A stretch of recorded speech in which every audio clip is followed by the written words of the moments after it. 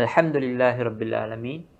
அல்லாஹும்ம ஸல்லி அலா ஸையிதினா முஹம்மதின் வ அலா ஆலிஹி வ ஸஹ்பிஹி வ மன் இஹ்ததா பிஹதிஹி இலா யௌமித்தீன். அம்மா பஅத்.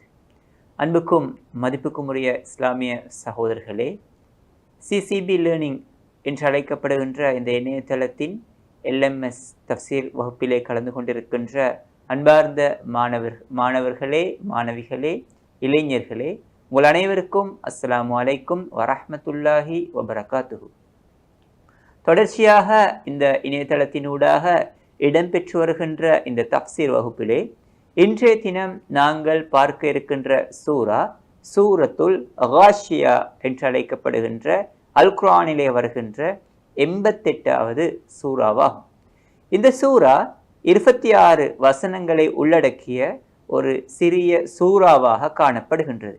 அல்லாஹ்வின் தூதரை பொறுத்தவரை இந்த சூறாவை பெரும்பாலான மக்கள் அதிகமாக கூடுகின்ற தொழுகைகளில், குறிப்பாக ஜும்மா தொழுகை, ஈதுல் அத்ஹா, ஈதுல் ஃபித்ர் ஆகிய தொழுகைகளில் அதிகம் ஓதுகின்றவர்களாக, பொதுவாக இந்த தொழுகைகளில் அவர்கள் ஓதுகின்றவர்களாக இருந்ததை நாங்கள் பார்க்கின்றோம்.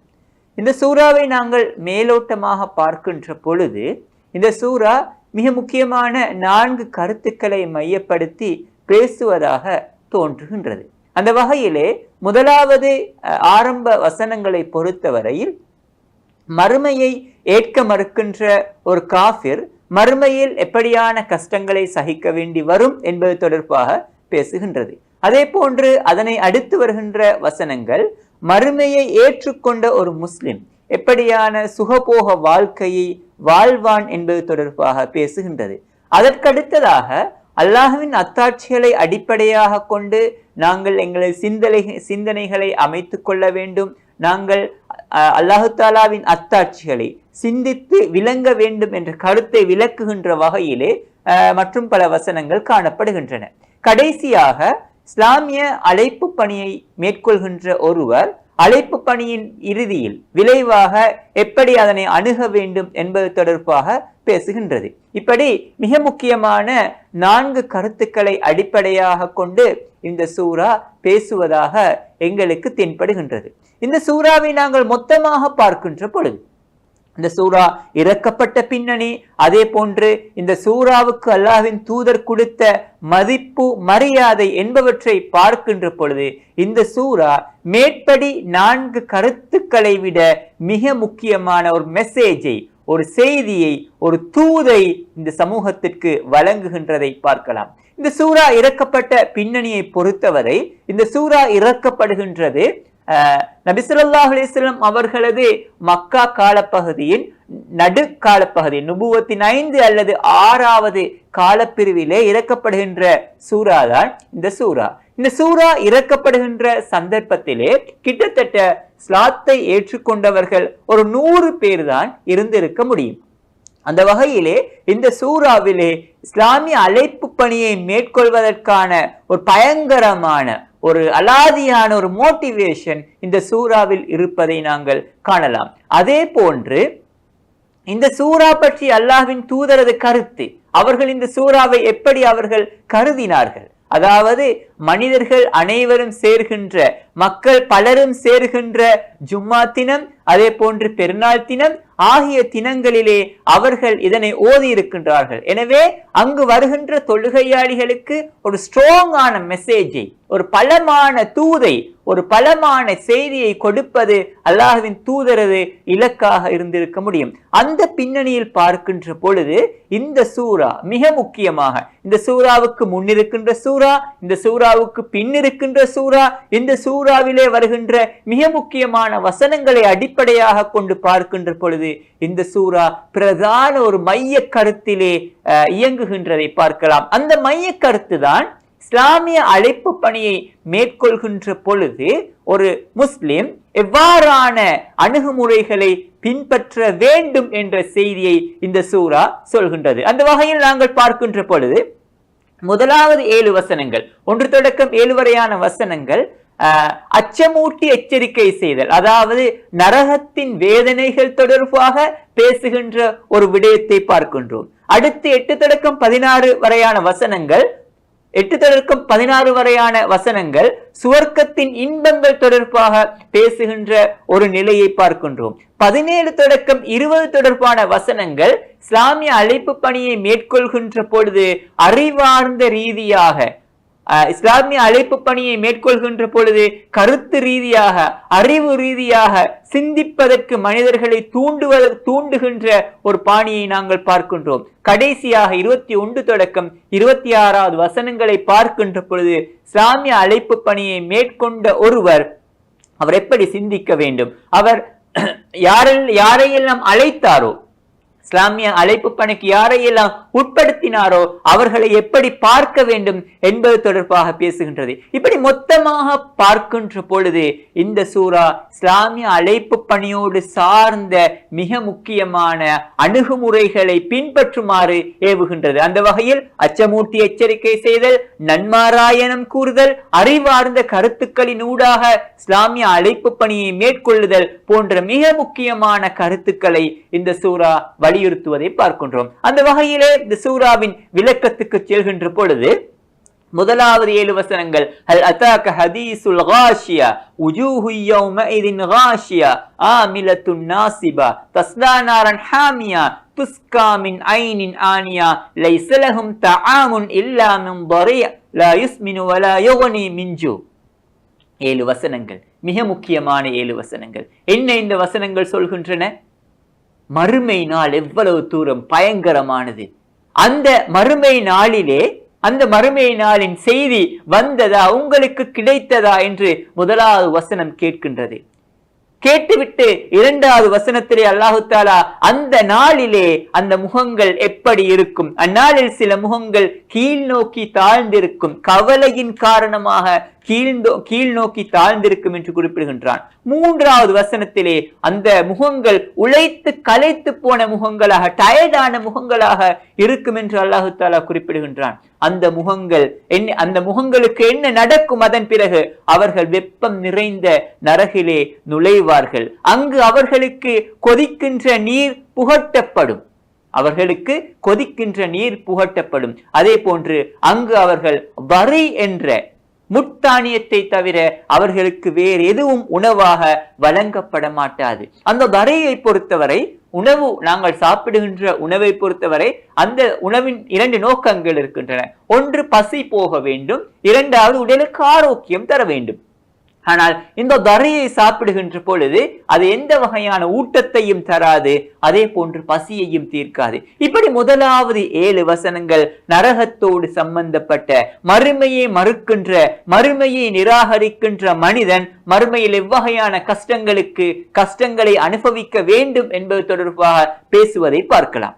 அடுத்து 8 தொடக்கம் 16 வரையான வசனங்கள், உண்மையில் முதல் 7 வசனங்களிலே அல்லாஹு தஆலா சொல்கின்ற இந்த கொதிக்கின்ற நீர், நரகத்திலே அவர்களுக்கு என்ன வகையான உணவுகள் கொடுக்கப்படும், பானங்கள் கொடுக்கப்படும் என்பது தொடர்பாக அல்லாஹு தஆலா இந்த சூரா காஷியாவில் மாத்திரம் தான் பேசுகின்ற ஒரு நிலையை நாங்கள் பார்க்கின்றோம். 8 தொடக்கம் 16 வரையான வசனங்கள் மீண்டும் நாங்கள் ஆரம்ப வசனங்களோடு தொடர்படுத்த வேண்டிய தேவை இருக்கின்றது. ஹல் அதாக ஹதீசுல் காஷியா, அவர்களுக்கு அந்த தன் பயங்கரத்தால் அனைத்தையும் மூடிக்கொள்கின்ற அந்நிகழ்வின் செய்தி வந்ததா என்று கேட்டுவிட்டு தான் அடுத்த இந்த வசனங்களை, 8ஆம் வசனங்களை சேர்க்க வேண்டிய தேவை இருக்கின்றது.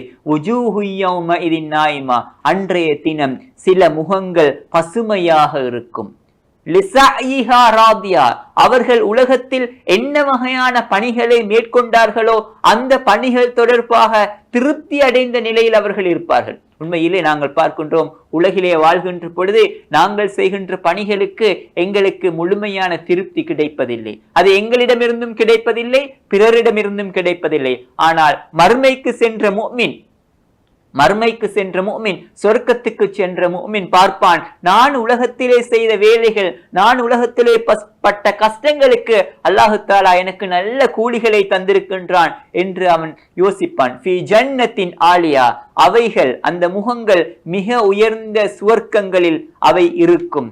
லா தஸ்மஉ ஃபீஹா லாகியா, அங்கு அவை வீணான பேச்சுக்களை கேட்காது. ஃபீஹா ஐனுன் ஜாரியா, அங்கு ஓடுகின்ற நீர் ஊற்றுக்கள் காணப்படும். ஃபீஹா சுருரும் மர்ஃபூஆ, அங்கு உயர்ந்த கட்டில்கள் காணப்படும். வஅக்வாபும் மௌதூஆ, தயார்படுத்தி வைக்கப்பட்ட கிண்ணங்கள் அங்கிருக்கும். வனமாரிக்கு மஸ்ஃபூஃபா, வரிசை வரிசையாக வைக்கப்பட்ட தலையணைகள் உள்ளன. வஸராபியு மப்சூஸா, அங்கு உயர்ந்த விரிப்புகள் பரவலாக விரிக்கப்பட்டிருக்கும். இப்படி அல்லாஹ் தஆலா சுவர்க்கத்தின் இன்பங்கள் தொடர்பாக பேசிக்கொண்டே போகின்றான். உண்மையில் இந்த இன்பங்கள் எதனை குறிப்பிடுகின்றன? இந்த இன்பங்களை பற்றி அல்லாஹ் தஆலா குறிப்பிடுகின்ற பொழுது அல்லாஹ் தஆலா பேசுகின்ற ஒரு ஒழுங்கை பாருங்கள். இங்கு அல்லாஹ் தஆலா பொருட்களை குறிப்பிடுகின்றான். உயர்ந்த கட்டில்கள், கிண்ணங்கள், வரிசையாக வைக்கப்பட்டிருக்கின்ற தலையணைகள், விரிப்புகள், இப்படி அல்லாஹு தஆலா இந்த பொருட்களின் பெயர்களை கூறிக்கொண்டு வருகின்ற ஒரு விடயத்தை பார்க்கலாம். இதற்கான காரணம் என்னவாக இருக்கும் என்று யோசிக்கின்ற பொழுது தப்சீர் ஆசிரியர்கள் குறிப்பிடுவார்கள் என்னவென்றால், மனிதர்களுக்கு கருத்தை விளக்குவதை விட பொருளை விளக்குகின்ற பொழுது அதனை இலகுவாக அவர்கள் விளங்கிக் கொள்ள முடிகின்றது. அந்த வகையிலே இங்கு பசுமையான முகங்கள் என்பது உண்மையில் அது அந்த பசுமையான முகங்கள் என்ற அந்த வசனத்தை எடுத்து பார்க்கின்ற பொழுது அங்கு திருப்திகரமான நிலையிலே அவர்கள் அந்த முஃமின்கள் இருப்பார்கள் என்ற அந்த இயல்பை தான் இது காட்டுகின்றது. அதே போன்று உயர்ந்த சுவர்க்கங்களில் அவைகள் காணப்படும் என்ற அந்த விடயம் சுகபோக வாழ்க்கை, சுவனம் என்பது சுகபோக வாழ்க்கையால் நிறைந்ததாக காணப்படும் என்ற அந்த கருத்தை காட்டுகின்றது. அதே போன்று அங்கு வீணான பேச்சுக்களை கேட்காது என்ற வசனத்தை பொறுத்தவரை அது ஒரு அமைதியான உலகம். உண்மையிலே இன்று உலகிலே நடக்கின்ற அனைத்து பிரச்சனைகளுக்கும் காரணம் மோசமான வார்த்தைகள், தேவையற்ற வார்த்தைகள், பிரயோசனமற்ற வார்த்தைகள். இந்த வார்த்தைகளின் காரணமாகத்தான் ஏராளமான பிரச்சனைகள், ஏராளமான சிக்கல்கள் உருவாகின்றன. உண்மையில் வீணான பேச்சுக்கள் அங்கில்லை என்பதன் அர்த்தம் என்னவென்றால் அது ஒரு அமைதியான, ஒரு நிம்மதியான, சந்தோஷமான ஒரு உலகமாக இருக்கும். அங்கு ஒரு நீரூற்றுக்கள் காணப்படுகின்றன என்ற விடயத்தை விளக்குகின்ற இஸ்லாமிய அறிஞர்கள் குறிப்பிடுவார்கள், அந்த சுவர்க்கம் இயற்கையான ஒரு சுவர்க்கமாக இருக்கும். அங்கு செயற்கையான பல விடயங்களால் அந்த சுவர்க்கத்தை அல்லாஹு தஆலா அலங்கரித்திருப்பான். அங்கு உயர்ந்த கட்டில்கள் காணப்படும். அதே போன்று சுகபோகமாக ஆடம்பரமாக அவர்கள் பருகக்கூடிய கிண்ணங்கள் காணப்படும். அதே போன்று உயர்ந்த கட்டில்களும், அதே போன்று தலையணைகளும், விரிப்புகளும் காணப்படும் என்று இப்படி அல்லாஹு தஆலா அந்த சுவர்க்கத்தின் இயல்புகளை அப்படியே சொல்லிக் கொண்டு போகின்றான். உண்மையில் இதற்கு பின்னால் இருக்கின்ற ஹிக்மத் என்னவென்றால், இஸ்லாமிய அழைப்பு பணியை மேற்கொள்கின்ற ஒருவர் அடுத்தவருக்கு இஸ்லாமிய அழைப்பு பணியை சொல்கின்ற பொழுது கட்டாயம் நன்மாராயம் கூறுதல் என்ற அடிப்படையை கட்டாயம் கவனத்தில் கொள்ள வேண்டும். முதலாவது 7 வசனங்களிலே அச்சமூட்டி எச்சரிக்கை செய்தல் என்ற அந்த விடயத்தில் ஒரு முஸ்லிம் அழைப்பு பணியை மேற்கொள்கின்ற பொழுது கவனத்தில் கொள்ள வேண்டும். அதே போன்று இங்கு 8 தொடக்கம் 16 வகையான வசனங்களினூடாக அல்லாஹு தஆலா நாட வருகின்ற கருத்து, இஸ்லாமிய அழைப்பு பணியை மேற்கொள்கின்ற ஒருவன் கட்டாயமாக அவன் நன்மாராயம் கூறுதல், சுவனத்தை கொண்டு நன்மாராயம் கூறுகின்ற அந்த விடயங்களை தன்னுடைய வாழ்க்கையில் எடுத்து நடக்க வேண்டும். அடுத்து 17 தொடக்கம் 20 வசனங்கள் மற்றும் ஒரு மிக முக்கியமான செய்தியை சொல்கின்றது. அல்லாஹு தஆலா குறிப்பிடுகின்றான், அஃபலா யன்துரூன இலல் இப்லி கைஃப குலிகத் வ இலஸ் ஸமாஇ கைஃப ருஃபியத் வ இலல் ஜிபாலி கைஃப நுஸிபத் வ இலல் அர்தி கைஃப சுத்திஹத் என்று அல்லாஹு தஆலா தொடர்கின்றான். இந்த வசனம் என்ன விளக்குகின்றது? அஃபலா யன்துரூன இலல் இப்லி கைஃப குலிகத், அவர்கள் ஒட்டகத்தை பார்க்க வேண்டாமா, அது எப்படி படைக்கப்பட்டிருக்கின்றது? அவர்கள் வானத்தை பார்க்க வேண்டாமா, அது எப்படி உயர்த்தப்பட்டிருக்கின்றது? அவர்கள் மலைகளை பார்க்க வேண்டாமா, அது எவ்வாறு நடப்பட்டிருக்கின்றது? அவர்கள் இந்த பூமியை பார்க்க வேண்டாமா, அது எவ்வாறு விரிக்கப்பட்டுள்ளது என்று கேட்கின்றார். உண்மையில் இது கூட இந்த சூராவின் போக்கிலிருந்து பார்க்கின்ற பொழுது இஸ்லாமிய அழைப்பு பணியில் ஈடுபடுகின்ற ஒருவர் கட்டாயமாக அழைப்பு பணியை மேற்கொள்கின்ற பொழுது அறிவார்ந்த ரீதியில் அந்த அழைப்பு பணியை மேற்கொள்ள வேண்டும். எப்படி அறிவார்ந்த ரீதியில் அழைப்பு பணியை மேற்கொள்வது? அவர்களுக்கு இந்த அல்லாஹு தாலாவின் படைப்பினங்களை விளக்குவதன் மூலமாக அந்த அல்லாஹு தாலாவின் படைப்பினங்களுக்கு பின்னால் இருக்கின்ற ஒரு ஹிக்மத், ஒரு படைப்பாளன், ஒரு சக்தி இருப்பதை அவர்களால் விளங்கிக் கொள்ள முடியும். அப்படி அழைப்பு பணியை மேற்கொள்ளுமாறு அல்லாஹு தாலா இந்த வசனத்தினூடாக எங்களுக்கு சொல்ல வருகின்றான். அவர்கள் இந்த ஒட்டகையை அவர்கள் எவ்வாறு படைக்கப்பட்டுள்ளன என்று பார்க்க வேண்டாமா என்று கேட்கின்றார். உண்மையில் ஒட்டகம் என்பது என்ன? ஒட்டகம் என்பது பாலைவனத்திலே அந்த அரபிகளுக்கு மிக பரிச்சயமான ஒரு மிருகம். அவர்கள் அந்த ஒட்டகத்தை தான் சாப்பிடுவார்கள், அந்த ஒட்டகத்தில் தான் பயணிப்பார்கள், அந்த ஒட்டகத்தோடே தான் அவர்கள் வாழ்க்கை அமைந்திருந்தது. அவர்களை நோக்கி அல்லாஹு தாலா குறிப்பிடுகின்றான், நீங்கள் ஒட்டகத்தை பார்க்க வேண்டாமா? அப்படி என்றால் ஒட்டகத்தில் பார்ப்பதற்கு என்ன இருக்கின்றது? அல்லாஹு தாலா அந்த ஒட்டகத்திலே மிகவும் ஏராளமான அற்புதங்களை வைத்திருப்பதாக இன்று விஞ்ஞானிகள் கருதுகின்றார்கள். ஒட்டகத்தின் கண், ஒட்டகத்தின் காது, ஒட்டகத்தின் கண், ஒட்டகத்தின் காது, ஒட்டகத்தின் தலை, இப்படி ஒட்டகத்தில் இருக்கின்ற பல்வேறுபட்ட ஒட்டகத்தின் கண், ஒட்டகத்தின் காது, ஒட்டகத்தின் உதடு, ஒட்டகத்தின் தோல், ஒட்டகத்தின் திமில், இப்படி எல்லா ஒட்டகத்தோடு சம்பந்தப்பட்ட அனைத்து விடயங்களுமே ஒரு அற்புதமாக இருக்கின்றது. அதில் இருக்கின்ற அற்புதம் என்ன? உதாரணமாக அரபு நாட்டிலே வாழ்கின்ற பொழுது அங்கு பாலைவனங்கள் காணப்படுகின்றன. பாலைவனங்களிலே வாழ்கின்ற பொழுது அங்கு மிக கடுமையான புயல்கள், மணற்புயல்கள் வீசுகின்ற ஒரு நிலை காணப்படும், வெப்பமான நிலை காணப்படும். எனவே இந்த சூழலை எதிர்கொள்வதற்கேற்ற முறையில் அல்லாஹு தாலா அந்த ஒட்டகத்தை படைத்திருக்கின்றான். அந்த உதாரணமாக ஒட்டகத்தின் கண்ணை பொறுத்தவரை, அந்த ஒட்டகத்தின் கண்ணுக்கு மேலால் கனமான முடிகள் காணப்படும். அந்த கனமான முடிகளின் காரணமாக கண்ணுக்குள் தூசு போகாது. ஒட்டகம் தன்னுடைய காதை என்ன செய்யும் என்றால், இயல்பாக நாங்கள் எங்களுடைய காதை மூட வேண்டும் என்றால் நாங்கள் இப்படித்தான் மூட வேண்டும். ஆனால் ஒட்டகத்தை பொறுத்தவரை அது இயல்பாக தனது காதை மூடுகின்ற ஒரு வழக்கத்தை கொண்டிருக்கும். காரணம், அந்த தூசு, பாலைவன மணல் காதுக்குள் போகாமல் இருப்பதற்காக. அதே போன்று ஒட்டகத்தின் மூக்கு இயல்பாக மூடிக்கொண்டு கொள்கின்ற ஒரு நிலையை பார்க்கின்றோம், அந்த மணல் போகாமல் இருப்பதற்காக.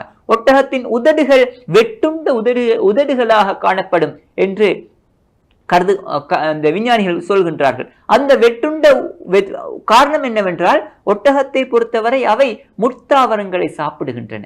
முட்தாவரங்களை சாப்பிடுகின்ற பொழுது அந்த வெட்டுண்ட உதடுகள் இல்லாவிட்டால் அவற்றை சாப்பிடுவதற்கு கஷ்டமாக இருக்கும். ஒட்டகத்தின் தோல் மிக கனமானதாக இருக்கும். பாலைவனத்தை பொறுத்தவரையில் மிக கடுமையான, மிக அதிகமான பூச்சிகள் காணப்படுகின்றன. எனவே அந்த பூச்சிகளிலிருந்து பாதுகாப்பதற்காக அந்த கனமான தோல் இருப்பதாக கருதுகின்றார்கள். ஒட்டகத்தின் திமிலை பொறுத்தவரை அந்த திமிலிலே பொருட்களை கட்டுவதற்கேற்ப ஒரு ஒழுங்கு காணப்படுகின்றது. ஒட்டகத்தின் அடுத்த விசேடமான பண்பு என்னவென்றால், ஒட்டகம் ஒரு பாதையில் பயணித்தால் அந்த பாதையை ஒரு நாளும் மறக்காது என்று ஆராய்ச்சியாளர்கள் கூறுகின்றார்கள். ஒட்டகத்தை பொறுத்தவரை நீண்ட நாட்கள், கிட்டத்தட்ட 2 மாதங்கள் தண்ணீர் குடிக்காமல் வாழக்கூடிய ஒரு மிருகம், 2 கிழமைகள் சாப்பிடாமல் வாழக்கூடிய மிருகம், டயர்டாகாத மிருகம்.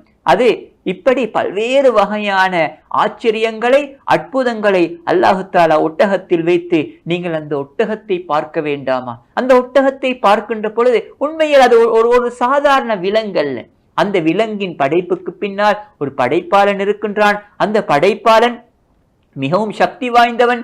அந்த படைப்பாளன் ஒரு மறுமையை வைத்திருக்கின்றான். அந்த மறுமையிலே நீங்கள் வாழ வேண்டிய தேவை இருக்கின்றது. இந்த அனைத்து கருத்துக்களையும் அறிவார்ந்த ரீதியில் விளங்கிக் கொள்வதற்காக இப்படி படைப்பினங்களை பற்றி அல்லாஹு தாலா யோசிக்குமாறு, சிந்திக்குமாறு கூறுகின்ற இந்த வசனங்களின் போக்கில் அப்படியான ஒரு நிலையை பார்க்கின்றோம். அஃபலா யன்துரூன இலல் இப்லி கைஃப ஹுலிகத் வ இலஸ் ஸமாய் கைஃப ருஃபியத், அவர்கள் வானத்தை பார்க்க வேண்டாமா, அது இவ்வாறு உயர்த்தப்பட்டிருக்கின்றது என்று இன்று விஞ்ஞானிகள் ஈர்ப்பு விசை தொடர்பாக பல்வேறுபட்ட கருத்துக்களை கூறுகின்றார்கள்.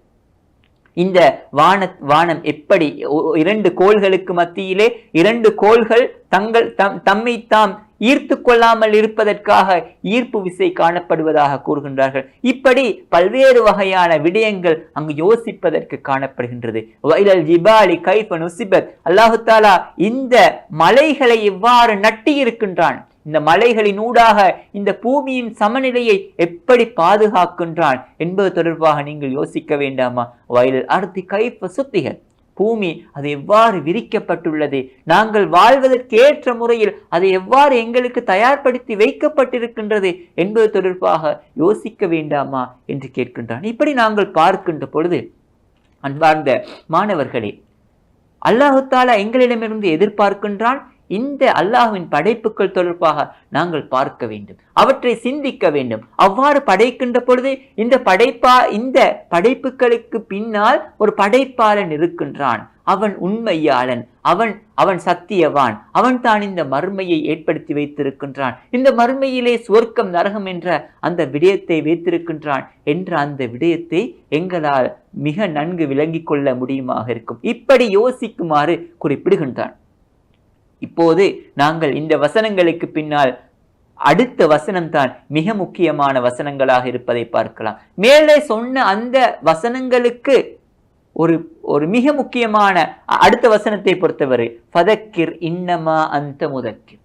அல்லாஹு தஆலா ஆரம்ப 7 வசனத்திலே என்ன சொல்கின்றான்? நரகத்தை பற்றி குறிப்பிடுகின்றான்.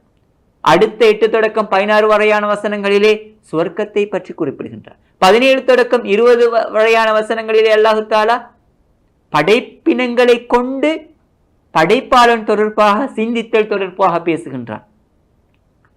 அந்த வகையிலே 21வது வசனங்கள் 22வது வசனங்களில் மிக முக்கியமான ஒரு கருத்தை முன்வைக்கின்றான். ஃபதக்கிர் இன்னமா அந்த முதக்கிர் லஸ்த அலைஹிம் பிமுஸைத்திர். ஃபதக்கிர், நீங்கள் நினைவுபடுத்துங்கள். இன்னமா அந்த முதக்கிர், உங்களது பணி நினைவுபடுத்துவதுதான், ஞாபகப்படுத்துவதுதான். லஸ்த அலைஹிம் பிமுஸைத்திர், நீங்கள் அவர்கள் மீது ஆதிக்கம் செலுத்துகின்றவர்கள் அல்ல. திடீரென்று அல்லாஹு தஆலா என்ன சொல்ல வேண்டும், ஏன் இந்த வசனத்தை பிரயோகிக்க வேண்டும் என்று பார்க்கின்ற பொழுது முதல் 7 வசனங்களினூடாக அல்லாஹு தஆலா குறிப்பிடுகின்றான். என்ன குறிப்பிடுகின்றான்? அச்சமூட்டி எச்சரிக்கை செய்வதனூடாக அவர்களுக்கு இஸ்லாத்தை, அல்லாஹ்வை, மறுமையை பற்றி சொல்லுங்கள். 8 தொடக்கம் 16 வரையான வசனங்களினூடாக நன்மாராயணம் செய்வதனூடாக, நன்மாராயணம் சொல்வதனூடாக அவர்களுக்கு அல்லாஹ்வை பற்றி, மார்க்கத்தை பற்றி, இஸ்லாத்தை பற்றி, மறுமையை பற்றி சொல்லுங்கள். 17 தொடக்கம் 20 வரையான வசனங்களிலே அல்லாஹு தஆலா குறிப்பிடுகின்றான், அறிவார்ந்த ரீதியாக அவர்களோடு உரையாடுங்கள். இப்படி 3 முறைகள் சொல்லப்படுகின்றன. அச்சமூட்டி எச்சரிக்கை செய்தல், நன்மாராயணம் கூறுதல், அறிவார்ந்த ரீதியாக உரையாடுதல். இவை எல்லாவற்றையும் செய்துவிட்டு ஃபதக்கிர் இன்னமா அந்த முதக்கிர், உங்களது பணி சொல்வது மட்டும்தான், ஞாபகப்படுத்துவது மட்டும்தான். லஸ்த அலைஹிம் பிமுஸைத்திர், அவர்களை நீங்கள் ஆதிக்கம் செலுத்த முடியாது, அடக்கி ஆள முடியாது என்று சொல்ல வருகின்றான். நீங்கள் இப்படி பல்வேறு வகையான முறைகளை பயன்படுத்தி அச்சமூட்டி எச்சரிக்கை செய்தல், நன்மாராயணம் கூறுதல், அறிவார்ந்த ரீதியான கருத்துக்களை பேசுதல், இப்படி பல்வேறு வகையான விடயங்களை பயன்படுத்தி அவர்களை இஸ்லாத்தின் பக்கம் அழைக்க முடியும். ஆனால் அவர்களை பலவந்தப்படுத்த முடியாது. லா இக்ராஹ ஃபித்தீன், மார்க்கத்திலே நிர்பந்தம் இல்லை. லஸ்த அலைஹிம் பிமுஸைத்திர், நீங்கள் அடக்கி ஆள்கின்றவர்கள் அல்ல. அவர்களை இஸ்லாத்துக்கு வருமாறு, இஸ்லாத்தை ஏற்றுக்கொள்ளுமாறு உங்களுக்கு நிர்பந்திக்க முடியாது, பலவந்தப்படுத்த முடியாது. நினைவுபடுத்த மட்டும்தான் முடியும். நினைவுபடுத்துவதற்கு நான் ஏற்கனவே கூறியது போன்று பல்வேறுபட்ட அணுகுமுறைகளை, அச்சமூட்டி எச்சரிக்கை செய்தல், நன்மாராயணம் கூறுதல், அறிவார்ந்த கருத்துக்களின் ஊடாக உரையாடுதல், இப்படி பல்வேறுபட்ட முறைகளை உங்களுக்கு பயன்படுத்த முடியும். ஆனால் அவர்களை பலவந்தப்படுத்த முடியாது என்று அல்லாஹு தஆலா குறிப்பிடுகின்றார். உண்மையிலே மாணவர்களாகிய நாங்கள், இளைஞர்களாகிய நாங்கள் வாழ்கின்ற சமூகத்திலே இஸ்லாமிய அழைப்பு பணியை மேற்கொள்கின்ற பொழுது, நாங்கள் ஒருவருக்கு சொல்கின்ற பொழுது எங்களிடம் எதிர்பார்ப்பு இருக்க முடியும். அவர்கள் வர வேண்டுமே, இஸ்லாத்தை பின்பற்ற வேண்டுமே என்று எதிர்பார்ப்பு இருக்க முடியும். அந்த எதிர்பார்ப்பில் தவறில்லை. ஆனால் அந்த எதிர்பார்ப்பு பலவந்தமாக அவர்களை நிர்பந்திக்கின்ற அளவுக்கு இட்டு செல்லக்கூடாது என்று அல்லாஹு தஆலா எதிர்பார்க்கின்றான். இல்லாமன் தவல்லா வக்கஃபர் ஃபயுஅஸிபுஹுல்லாஹு, நீங்கள் அழைக்கின்றீர்கள், இஸ்லாமிய அழைப்பு பணியை பல்வேறு முறைகளை பயன்படுத்தி நீங்கள் அவர்களுக்கு எத்தி வைக்கின்றீர்கள். ஆனால் அவர்கள் ஏற்றுக்கொள்ளாவிட்டால், அவர்களில் யார் புறக்கணிக்கின்றார்களோ, யார் நிராகரிக்கின்றார்களோ, ஃபயுஅذிபுல்லாஹுல் அஸாபல் அக்பர், அவர்களுக்கு அதாபு கொடுக்கின்ற வேதனை, அவர்களுக்கு அதாபு கொடுக்கின்ற பொறுப்பு, அவர்களை தண்டிக்கின்ற பொறுப்பு அல்லாஹு தஆலாவுக்கு தான் இருக்கின்றது. அவர்களை அல்லாஹு தஆலா தண்டிப்பான். இன்னா இலைனா இயாபஹும், அவர்கள் அனைவரும் எங்களிடமே திரும்ப வேண்டும். சும்மா இன்ன அலைனா ஹிசாபஹும், அவர்களிடம் கேள்வி கணக்கு கேட்பதும் எங்களது பொறுப்பாக இருக்கின்றது என்று அல்லாஹு தஆலா குறிப்பிடுகின்றார். இந்த 21 முதல் 26 வரையான வசனங்கள் சொல்கின்ற மிக முக்கியமான கருத்து, நீங்கள் ஞாபகப்படுத்துங்கள், இஸ்லாமிய அழைப்பு பணியை மேற்கொள்ளுங்கள், ஏற்கனவே சொல்லப்பட்ட அடிப்படைகளின் பிரகாரம் நன்மையை ஏவி அச்சமூட்டி எச்சரிக்கை செய்தல், சுவர்க்கத்தை கொண்டு நன்மாராயணம் கூறுதல், அறிவார்ந்த கருத்துக்களினூடாக அவர்களினூடாக உறவாடுதல், இப்படி பல்வேறு முறைகளை பயன்படுத்தி அவர்களுக்கு இஸ்லாத்தை எத்தி வையுங்கள். ஆனால் அவர்களை நிர்பந்திக்க முடியாது, அவர்களை பலவந்தப்படுத்த முடியாது. அவர்கள் இஸ்லாத்தை ஏற்றுக்கொள்ளாவிட்டால் அதனை எங்களிடம் விட்டு விடுங்கள். அல்லாஹ் தஆலா சொல்கின்றான், அவர்கள் இஸ்லாத்தை ஏற்றுக்கொள்ளாவிட்டால், அவர்கள் புறக்கணித்தால், அவர்கள் நிராகரித்தால் அந்த விடயத்தை எங்களிடம் வைத்துக் கொள்ளுங்கள். அவர்களுக்கு நாங்கள் கடுமையான வேதனையை மறுமையில் வைத்திருக்கின்றோம். அவர்கள் எங்களிடமே அவர்கள் மீள்வார்கள், அவர்கள் எங்களிடமே மீள்வார்கள். அதே போன்று அவர்களிடம் நாங்கள் தான் விசாரிப்போம். எனவே ஒரு முஸ்லிமை பொறுத்தவரை இஸ்லாமிய அழைப்பு பணியை மேலே சொன்ன அடிப்படைகளை, மேலே சொன்ன அணுகுமுறைகளை பயன்படுத்தி அச்சமூட்டி எச்சரிக்கை செய்தல், நன்மாராயணம் கூறுதல், அறிவார்ந்த கருத்துக்களினூடாக உரையாடி இஸ்லாத்தை முன்வைத்தல், இப்படி பல்வேறு வகையான அணுகுமுறைகளை பயன்படுத்தி இஸ்லாத்தை எத்தி வைக்கலாம். ஆனால் எக்காரணம் கொண்டும் யாரையும் பலவந்தப்படுத்த முடியாது, யாருக்கும் மார்க்கத்தை திணிக்க முடியாது என்ற அடிப்படையான கருத்துக்களை இந்த சூரா விளக்கி செல்வதை பார்க்கலாம். அந்த வகையிலே அன்பார்ந்த மாணவர்களே, இளைஞர்களே, யுவதிகளே, மாணவிகளே, இந்த சூறாவிலிருந்து நாங்கள் பெற்றுக்கொள்கின்ற மிக முக்கியமான படிப்பினைகளாக 3 படிப்பினைகளை குறிப்பிட முடியும். முதலாவது, மாணவர்களாகிய நாங்கள் குறிப்பாக கல்வியோடு கற்றல் நடவடிக்கைகளோடு ஈடுபடுகின்றவர்கள் அல்லாஹ்வை மிகச் சிறப்பாக விளங்கிக் கொள்வதற்காக நாங்கள் இந்த படைப்பினங்கள் தொடர்பாக சிந்திக்க வேண்டும். அல்லாஹு தஆலா படைத்திருக்கின்ற இந்த வானம், இந்த பூமி, இந்த ஒட்டகம், இந்த அதே போன்று இன்னும் பல இடங்களிலே அல்லாஹு தஆலா கேட்கின்றார், அல நஜ்அலில் அர்த மிஹாதா, நாங்கள் இந்த பூமியை விரிப்பாக ஆக்கவில்லையா? இப்படி பல்வேறு வகையான முறையிலே அல்லாஹு தஆலா தன்னுடைய படைப்பினங்கள் தொடர்பாக குறிப்பிடுகின்றான். எனவே இந்த படைப்பினங்கள் தொடர்பாக சிந்திப்பதற்கு, யோசிப்பதற்கு நாங்கள் கற்றுக்கொள்ள வேண்டும். அப்படி சிந்திக்கின்ற பொழுது, யோசிக்கின்ற பொழுது எங்களுடைய ஈமான், எங்களுடைய மார்க்கம், அல்லாஹ்வின் மீதான பற்று கூடுகின்ற ஒரு நிலையை எங்களால் உணர முடியுமாக இருக்கும். அல்லாஹ்வின் படைப்பினங்கள் தொடர்பாக நாங்கள் யோசிக்கின்ற பொழுது உண்மையிலே இந்த படைப்பாளனுக்கு பின்னால் இருக்கின்ற, இந்த படைப்புகளுக்கு பின்னால் இருக்கின்ற படைப்பாளன், அவனது சக்தி, அவனது தனித்துவம், அவனது ஆற்றல்களை எங்களால் விளங்கிக் கொள்ள முடியுமாக இருக்கும். எனவே இது நாங்கள் பெற்றுக்கொள்ள வேண்டிய முதலாவது படிப்பினை.